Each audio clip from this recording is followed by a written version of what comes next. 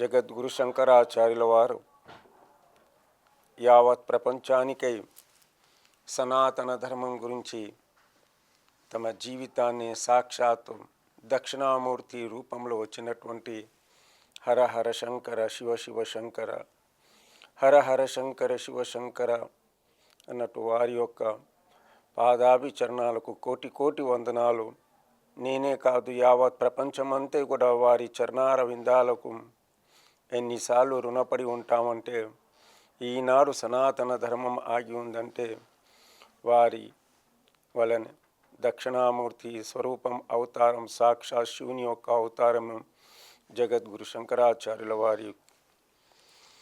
యథా బుద్ధి శుక్తో రజతమితి కాచాస్మాని మణిం మణిర్జలే పైష్టే క్షీరం భవతి మృగతృష్ణాసు సలిలం తథా దేవభ్రాంత్యా భజతి భవధన్యం జడజనో మహాదేవేశం త్వాం మనసి చనమత్వా పశుపతే. ఓ పశుపతి, ఓ భోలాశంకర శివశంకర, ఈనాడు మానవులు మూఢమతి అనగా ఎలాంటి మూఢనమ్మకాలతో జీవిస్తున్నారన్నటువంటి విషయానికి, భ్రాంతి పడుతున్నారన్నటువంటి విషయానికి జగద్గురు శంకరాచార్యుల వారు ఆ కాలమే చెప్పారు. ఆ విషయం ఈనాడు కూడా నడుస్తుంది అంటే నిజానికి జగద్గురు శంకరాచార్యులు అంటే సాక్షాత్తు శివుని యొక్క స్వరూపం.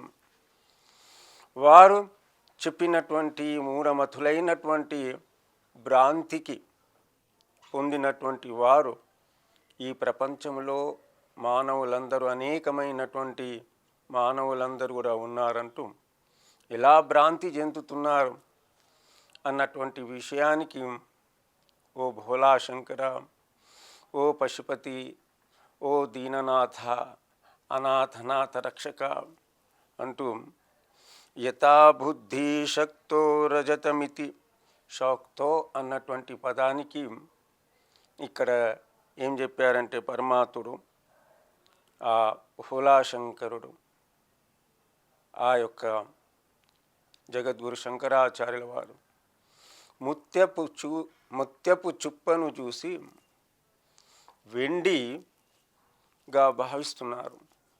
అనగా ముత్యపు చిప్ప అన్నటువంటి సముద్రంలో శంకుతో సహా అవి కూడా చిప్పలుగా మెరుస్తూ ఉంటాయి. ఆ మెరుస్తున్నటువంటి ఆ యొక్క చిప్పలను చూసి వెండిగా భావిస్తున్నారు. మెరుస్తుంది అది. మీరు చూడండి, ఆ యొక్క మెరుస్తున్నటువంటి ఆ చిప్పలు ఎలా ఉంటాయంటే చాలా కళకళగా తెల్లగా మెరుస్తూ ఉంటాయి. స్వచ్ఛమైనటువంటి వెండి ఎలాగైతే ఉంటుందో అలాగనే మెరుస్తూ ఉంటుంది. అలాగనే దాన్ని ఏమనుకుంటున్నారంటే మూఢజనులు అంటే మతి లేనటువంటి వారు, బుద్ధి లేనటువంటి వారు మానవులందరూ కూడా దాన్ని వెండిగా భావిస్తున్నారన్నటువంటి అంశాన్ని చెప్పారు. రెండో దాంట్లో మనకు కాశ్మాణి మణిం, సముద్రం ఒడ్డులో మనం వెళ్ళినట్లయితే ఆ యొక్క సముద్రంలో ఉన్నటువంటి రౌతులను తీసుకొని అది మెరుస్తూ ఉంటుంది, తళతళగా మెరుస్తూ ఉంటుంది. అలాంటి రౌతులను తీసుకొని, అలాంటి రాళ్లను తీసుకొని మణి అని, రత్నమని, దివ్యమైనటువంటి భవ్యమైనటువంటి రత్నమని భావిస్తూ ఉంటారు లోకం. అలాంటి విషయాలను చెప్తూ అలాగనే లోకం ఎలా ఉన్నారన్నటువంటి విషయానికి మనకు 3 విషయాలు జగద్గురు శంకరాచార్యుల వారు చెప్తున్నారు. మణిర్జలే పేష్టే క్షీరం, పేష్టే అన్నటువంటి పిండితో కూడినటువంటి నీళ్లు ఎలాగైతే ఉంటాయో ఆ నీళ్లు తెల్లగా ఉంటాయి. పిండితో కూడినటువంటి నీళ్లు తెల్లగా ఉంటాయి. దాన్ని పాలు అని అనుకుంటున్నారట జనులు. అంతేకాదు, ఎండమావులో తిరుగుతూ ఉంటే ఎండ బావుగా ఉంటుంది. సలిలమైనటువంటి సరస్సు అంటే మన చెమటతో కూడా వచ్చినటువంటి ఎండమావులో తిరుగుతుంటే పవిత్రమైనటువంటి జలం అని అనుకుంటున్నారు. అన్నటువంటి విషయానికి చెప్తూ తథా దేవ భ్రాంత్య, ఈ విధంగా భ్రాంతి చెందుతున్నారన్నటువంటి 3 విషయాలు చెప్పారు. భ్రాంతి చెందడం అనట లేని దానికి ఉన్నట్లుగా, ఉన్నదానికి లేనట్లుగా మనస్సులో అనుకోవడమే భ్రాంతి అన్నటువంటి విషయాన్ని చెప్తుంటారు జగద్గురు శంకరాచార్యుల వారు. భజతి భవధన్యం జనులు కానివ్వండి, మీ ఒక్క మాటను, మీ యొక్క భజన కీర్తనను, మీ యొక్క నామ సంకీర్తనను చేయడం లేదు.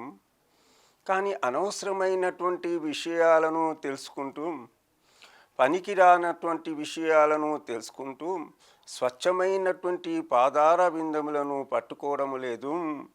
ఓ మహాదేవం, ఓ దేవాది దేవా, త్వం మీకోసం మనసి చ మత్వా పశుపతే, ఇలా మనస్సులు అనుకుంటున్నారు అన్నటువంటి విషయానికి చెప్తున్నారు. చాలా గొప్పదైనటువంటి విషయం. ఆనాడు చెప్పినటువంటి విషయాలను ఈనాడు కూడా ప్రతి వ్యక్తి ప్రపంచంలో జరుగుతుందంటే వాళ్ళు భవిష్యత్తులో తరతరాలుగా జరుగుతున్నటువంటి మానవ లోకానికి ఎలా ఉన్నటువంటి మూఢజనులు అన్నటువంటి విషయానికి చెప్పినటువంటి విషయం. ఒక రైతు సామాన్యంగా వాడు పొలంలో పని చేయడానికి వెళ్తుంటూ రాత్రి కానివ్వండి, మధ్యాహ్నం కానివ్వండి, దట్టమైనటువంటి అడవికి వెళుతూ ఉంటారు. ఆ అడవికి వెళ్ళేటప్పుడు పొలానికి వెళ్ళి అక్కడ అర్ధమరాత్రి అంటే రాత్రి 12 కానివ్వండి, 3 కానివ్వండి, పశ్చిమ చీకటి అమావాస్య రోజు ఆయనకు, ఆ రైతుకు తెలుసు చీకటి ఉంది, వర్షం కురుస్తుంది, అయినా కానివ్వండి తప్పకుండా పొలానికి వెళ్ళాలి, అక్కడ నీళ్లు ఉండాలి, నీళ్లు వెళ్ళాలన్నటువంటి విషయానికి వెళ్తుంటారు. అయినా కానివ్వండి తన కాళ్ళ కింది నుంచి భయంకరమైనటువంటి సర్పాలు పోతుంటాయి, భయంకరమైనటువంటి జంతువులు వస్తూ ఉంటాయి. అయినా కానివ్వండి ఆ రైతు భయపడడు. ఎందువలన భయపడడు? కేవలం వారి యొక్క దృష్టి మాత్రమే ఏమై ఉంటుందంటే, నేను పొలానికి వెళ్ళాలి, నా ఆ పొలంలో తప్పకుండా నీళ్ళు ఇవ్వాలి అన్నటువంటి భావనతో ఉంటాడు. కావున అతడు, ఆ రైతు అన్నటువంటి వాడు ఎన్ని కష్టాలు వచ్చినా కానీ కేవలం పొలానికి మాత్రమే చూస్తాడు. అలాగనే భగవంతునికి మనకు ఎన్ని కష్టాలు వచ్చినా కానివ్వండి, ఎన్ని సమస్యలు వచ్చినా కానివ్వండి, ఎంత భయంకరమైనటువంటి వర్షాలు వచ్చినా కానివ్వండి, తప్పకుండా ఆ భగవంతుని యొక్క చింత ఎందే ఉండాలి మనస్సు. ఒక రైతు చేస్తున్నటువంటి కష్టం ఏంటిదండి? తాను పండించినటువంటి పంటలు ఏవైతే ఉన్నాయో, ఆ పంట ద్వారా వచ్చినటువంటి ఆ విత్తనాలు ఏవైతే ఉన్నాయో, వేలాది వ్యక్తుల యొక్క కడుపు నిండుతుంది, వేలాది వ్యక్తుల యొక్క జీవనం సాగుతుంది. దేవాలయాల్లో నైవేద్యం పెడుతున్నాం. అతడే ఆ రైతు. ఆ రైతు వలన ఎన్ని ఆపదలు వచ్చినా కానీ తన యొక్క సంకల్పం ఒకటే ఉంటుంది. అలాగనే మనకు భగవంతుని పైన సంకల్పం చేసుకొని ఎన్ని ఆపదలు వచ్చినా, ఎన్ని కష్టాలు వచ్చినా, ఏమైనా కానివ్వండి, ఆ భగవంతుని యొక్క చింతనే ఉండాలంటూ జగద్గురు శంకరాచార్యుల వారు అంటున్నారు. అంతేకాదండి, జీవితంలో ఈనాడు అనేకమైనటువంటి వ్యక్తులకు మన ఇళ్లలో చూస్తూనే ఉన్నాం. ఆ యొక్క వ్యక్తి పాపం ఆ విషయము ఈ విషయము సీరియల్స్ అవి నేటి కాలంలో చూసి మనస్సు, తన యొక్క మెదడు పాడైపోతుంది. కేవలం అది తాడు, కానీ దాన్ని చూసి అయ్యో నాకు పాము కనిపించిందని భయపడిపోతాడు. అంతేకాదండి, తన నీడను తాను చూసుకొని దయ్యాలు వచ్చినాయి, భూతాలు వచ్చినాయి అన్నటువంటి భయం. అనగా మనస్సు యొక్క మానవత రుగ్మతలు ఏవైతే ఉన్నాయో, మనిషి ఎలాగైతే భయపడిపోతున్నారో, చిన్న దానికి పోట్లాటలు చేసుకుంటూ, చిన్న విషయాలకు ఆలోచన చేసుకుంటూ మనస్సు చంచలమై పాడైపోతుంది. అది జగద్గురు శంకరాచార్యుల వారు ఇదే చెప్తున్నారు ఇక్కడ.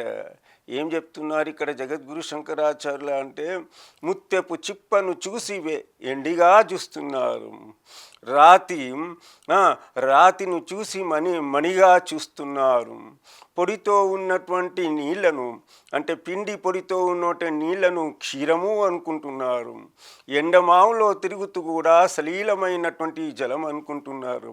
ఇలాంటి భ్రాంతితో జీవిస్తున్నటువంటి మానవులు ఇలా జీవిస్తున్నారయ్యా. అది కాదు, నీ పాదార విందములకు నీ యొక్క పాదాలకు తన యొక్క ఎదులో పెట్టుకొని ఆ భగవంతుని చింతన చేస్తే ఎంత బాగుంటుందయ్యా జీవితం అంటే అన్నటువంటి విషయానికి చెప్తున్నటువంటి మహాదేవం దేవేశం అన్నటువంటి రెండోసారి చెప్తున్నారు. మహాదేవం అనగా దేవతలకే దేవుడైనటువంటి వాడు, బ్రహ్మ విష్ణు సాక్షాత్తు శివునికి పూజించినటువంటి వారు. శివుడంటే మహాదేవుడు, అందుకే మహాదేవం మహాదేవేశం త్వం. మీ యొక్క హృదయాలను మీ యొక్క పాదపద్మాలను పట్టుకుంటూ జీవిస్తున్నారయ్యా అంటూ స్వామివారు చెప్తున్నారు. పశుపతే అన్నటువంటి పదాన్ని కూడా ఎంత దివ్యమైనటువంటి పశుపతే అన్నటువంటి ఒకే పదం ఎన్నోసార్లు జగద్గురు శంకరాచార్యుల వారు ఇక్కడ వాడారంటే, పశుపతే అన్నటువంటి చాలా గొప్పతమైనటువంటి పవిత్రమైనటువంటి నామం కేవలం శివునికే మాత్రమే ఉంది. పశుపతి, పశువులకు అధిపతి అయినటువంటి పశుపతినాథ్ అన్నటువంటి దేవాలయం నేపాల్లో చాలా గొప్పదైనటువంటి స్వామివారి యొక్క లింగం అక్కడ. ఆ స్వామివారి యొక్క దివ్యమైనటువంటి భవ్యమైనటువంటి దేవాలయం అయితే ఉందో పశుపతినాథ్.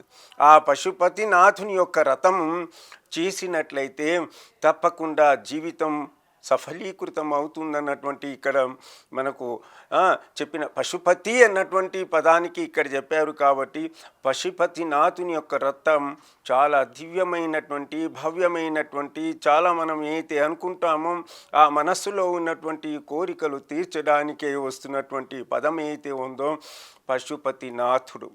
అనగా 24 లక్షల జీవరాశుల్లోకెల్లా ఒకటి తీసివేస్తే 23,99,099వ నంబర్ అనగా ఆ సంఖ్య ఏదైతే ఉందో అది 24 లక్షల్లో జీవరాశుల్లోకెల్లా మానవ జన్మ చాలా గొప్పదంటారు.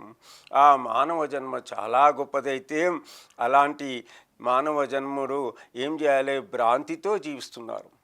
అంతేకాదండి, ఈ సంసారంలో ఉన్నటువంటి ప్రతివాడు కూడా ఈ సంసారం అన్నటువంటి సాగరములో జీవిస్తున్నటువంటి ప్రతిది కూడా చేయాలి, సంసారం చేయాలి. కానీ చేస్తూ కూడా ఆ సంసారాన్ని ఇది నిమిత్త మాత్రం. కానీ ఈ సంసారం అనే సాగరాన్ని దాటడానికి ఒక నామ కావాలి, ఒక పరమాత్మ యొక్క నామము తప్పకుండా కావాలి, అదే శివనామం. అందుకే శ్రీ శివాయ నమస్తుభ్యం అన్నటువంటి శ్రీ శివాయ నమస్తుభ్యం అన్నటువంటి ఆ యొక్క పార్వతీదేవికి శివకు ఇద్దరుకు నమస్కారం చేస్తున్నామంటే మహామంత్రమైనటువంటి దివ్యమైనటువంటి పంచాక్షరి మంత్రం కానివ్వండి, లేదా శ్రీ శివాయ నమస్తుభ్యం అన్నటువంటి పదం కానివ్వండి, ఎప్పటికీ మనం పారాయణం చేస్తుంటే చదువుతుంటే మన యొక్క జీవితం ధన్యమైపోతుంది. లేదా అంటే సంసార సాగరములో మునిగి మానవుడు ఏమవుతున్నాడంటే అనేకమైనటువంటి రోగాలకు లోనైపోతున్నాడు. అనేకమైనటువంటి సమస్యలు వచ్చేసి ఆ సమస్యలతో ఈనాటి కాలంలో అనేకమైనటువంటి రోగాలతో పాటుపడుతూ అతడు 100 కాలం జీవించినటువంటి ఆ వ్యక్తి ఏమవుతుందంటే మధ్యలోనే చనిపోతున్నాడు. దీనికి కారణం ఒకటే ఉంది, భగవతత్వాన్ని విడిచేసి తన జీవితం కేవలం సంసారానికి మాత్రమే అనుభవిస్తూ కేవలం మన కుటుంబము మనవారు అంటూ దానిపైనే ఆధారపడి ఉన్నాడు మానవుడు. కానీ దీనికోసం కాదు జీవితం అంటే. జీవితం అంటే ఈ ప్రపంచం కోసం, ఈ సనాతన ధర్మం కోసం, ఈ మానవుని కోసం ఏదో సాధించడానికే వచ్చినటువంటి మన పవిత్రమైనటువంటి జన్మ. అదే జగద్గురు శంకరాచార్యుల వారు చేశారు. చూడండి, కేవలం 32 సంవత్సరాల కాలం వారు జీవించి దివ్యమైనటువంటి భవ్యమైనటువంటి ఆ యొక్క కైలాసపురికి వెళ్ళిపోయి ఆ స్వామివారు సాక్షాత్ దాంట్లో వెళ్ళిపోయారు. అనగా స్వామివారు ఆ యొక్క స్వామిలో కలిసిపోయారంటే కేవలం 32 సంవత్సరాలు మాత్రమే ఆ జగద్గురు శంకరాచార్యుల వారు జీవించి ఈ యొక్క భారతదేశం అంతా కూడా కాలినడకలో నడిచి తన యొక్క మన కోసం పెట్టినటువంటి భిక్షయే ఈ శివానందల హరి. ఈ శివానందల హరి, మరి సౌందర్యాల హరి, ఆనందల హరి అన్నటువంటి ఏవైతే పవిత్రమైనటువంటి గ్రంథాలు ఏవైతే ఉన్నాయో అది మానవ జన్మను తరించుకోవడానికి మాత్రమే ఉంది. అయ్యా నాయనా, నువ్వు భ్రాంతి పడు. భ్రాంతి ఏది కూడా సంసారం. ఈ దుస్తువులు ఉన్నాయి నా దగ్గర, ఇది కొన్ని క్షణాలు మాత్రమే ఉంటుంది. ఈ దుస్తు దాని తర్వాత వెళ్ళిపోతుంది. అలాగనే ఈ మాల ఉంది, ఈ మాల కొన్ని క్షణాల వరకే ఉంటుంది, అది వెళ్ళిపోతుంది. అలాగనే నా శరీరం ఉంది, కొన్ని రోజుల వరకే ఉంటుంది, కొన్ని సంవత్సరాల వరకే ఉంటుంది, అది శరీరం కూడా వెళ్ళిపోతుంది. చివరికి ఆ యొక్క దహన సంస్కారం చేస్తే కేవలం మాత్రం మిగిలేది మాత్రం బూడిద మాత్రం. అనగా ఆ యొక్క శరీరం మొత్తం కూడా దహనమైన తర్వాత కేవలం మిగిలేది ఈ శరీరంలో మాత్రం కేవలం బూడిది మాత్రం. అలాగనే ఈ శరీరం ఉన్నటువంటి దానికి నీవు భ్రమ చెందబోకు. ఈ శరీరము నీది కాదు, ఈ శరీరం పరమాత్మ ఉంది. ఆ మట్టితో చేసినటువంటి ఇది కుండ. ఇంతకుముందు ఘటము అన్నటువంటి పదానికి ఉపయోగించినటువంటి జగద్గురు శంకరాచార్యుల వారు ఈ శరీరం కూడా ఒక ఘటము లాంటిది, అనగా ఒక కుండ లాంటిది. ఈ కుండ అన్నటువంటి పదానికి పవిత్రమైనటువంటి ఎన్ని విషయాలు మనం తెలుసుకున్నాము. అణువు పరమాణుతో కూడినటువంటిది ఈ ఘటం, ఈ శరీరం అన్నటువంటి ఒక రోజు తప్పకుండా పగిలిపోతుంది. ఈ శరీరము ఎప్పుడైతే పగిలిపోతుందో, అనగా ఈ కుండ ఎప్పుడైతే పగిలిపోతుందో అప్పుడు ఏమవుతుందంటే ఆ యొక్క కుండ అంటే శివుడు వెళ్ళిపోయాడంటే ఈ జీవుడులో అనేకమైనటువంటి దుర్వాసనలు వచ్చేసి ఎవరు కూడా ఈ యొక్క శరీరం వద్ద ఉండరు. కేవలం పరమాత్ముడు మాత్రమే మన ఎంబడి వస్తాడు. కేవలం ఆ నామ సంకీర్తన, ఆ భగవచ్చింతన మాత్రమే ఉండడం మానవ యొక్క కర్తవ్యం. అది చెప్తున్నారు జగద్గురు శంకరాచార్యులు. ఈ శరీరం మట్టి బొమ్మ. మట్టి ఏంటిది? ఒక మట్టి పరమాణువుతో మట్టి తయారవుతుంది. మట్టి ద్వారా ఆ బొమ్మను తయారు చేశాడు భగవంతుడు. శ్రీ మహాశివుడు అతడు ఏం చేశాడంటే ఈ మట్టితోనే బొమ్మ తయారు చేశాడు. అతని నా యొక్క జీవితం అన్నటువంటి ఆ యొక్క చక్రం ఏదైతే ఉందో ఆ స్వామివారి యొక్క చేతిలో ఉంది. కావున సోదర సోదరీమణులారా ఏమంటున్నారంటే కేవలం ఈ భ్రాంతిలో పడకండి, నామ సంకీర్తన చెయ్యండి. అదే చెప్తూ మహాదేవేశం, ఓ మహాదేవా నీ యొక్క నామస్మరణను పడినటువంటి భజతి భవధన్యం, నీ యొక్క భజన చేస్తూ ఉంటే జీవితం ధన్యమైపోతుంది. అందుకే ఓం శివాయ నమః, ఓం నమః శివాయ నమః, ఓం శివాయ శివతరాయ చ అన్నటువంటిది అయితే దివ్యమైనటువంటి భవ్యమైనటువంటి పంచాక్షరి మహామంత్రం ఏదైనా కానివ్వండి, శ్రీ శివాయ నమస్తుభ్యం అన్నా కానివ్వండి, పార్వతి పరమేశ్వర అన్న కానివ్వండి, ఓం హర హర మహాదేవ అయినా కానివ్వండి, ఏదైనా కానివ్వండి, తప్పకుండా ఇది పారాయణం చేసినట్లయితే, నీ భజన చేసినట్లయితే ఆ పరమాత్ముడు మనకు కాపాడి కరుణా కటాక్షాలతో చూసినటువంటి వాడవుతాడన్నటువంటి విషయాన్ని ఇక్కడ ఆ జగద్గురు శంకరాచార్యుల వారు చెప్తున్నారంటే, ఇన్ని ఉదాహరణలు చెప్పుకోవాలంటే చాలా గొప్పదైనటువంటి భ్రాంతి చెందకండి. అది అని ఇది అని కేవలం మాత్రము మన సంసారంలో కూడా మనకు గొప్పగా మనం సంపాదించిన తర్వాత కూడా ఏమవుతుంది? చివరికి ఏమీ తీసుకుపోవడం. నా ఎంబడి నా యొక్క ఏది వాహనాలు కానివ్వండి, మిద్దెలు మేడలు కానివ్వండి, ఏది కూడా మన ఎంబడి రాదండి. కేవలం మనం చేసినటువంటి కర్మ ఏదైతే ఉందో ఆ కర్మ మాత్రమే మంచివాడు, చెడ్డవాడు, ఇతడు గొప్పవాడు, ఇతడు మహా వ్యక్తి అన్నటువంటి నామం మాత్రమే వస్తుంది కానివ్వండి. తన భార్య ఇంటి వద్దనే ఉండిపోతుంది, పిల్లలు తన వద్దే ఉంటారు. కానీ నీ శరీరం కూడా చివరకు దహన సంస్కారం చేసినట్లయితే ఆ దహన సంస్కారం ఈ శరీరం కూడా రాదు. శరీరానికి ఎంత అలంకారం చేసుకుంటామండి, ఇది భ్రాంతి మాత్రం.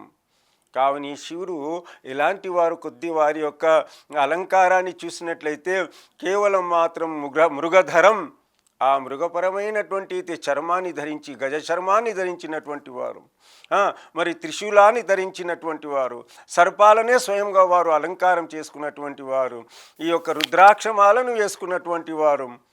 అలాంటి శివుడండి. ఒక్కసారి ఆ శివునికి మర్చిపోకుండా ఆ వారి యొక్క కుటుంబాన్ని, వారి యొక్క చిత్రపటాన్ని చూడండి. అలా కావాలి అన్నటువంటి విషయానికి చెప్తున్నారంటే ఏది కూడా సంసారం అనేది ఏది మన ఎంబడి రాదు. కేవలము నామ సంకీర్తన మాత్రమే వస్తుంది.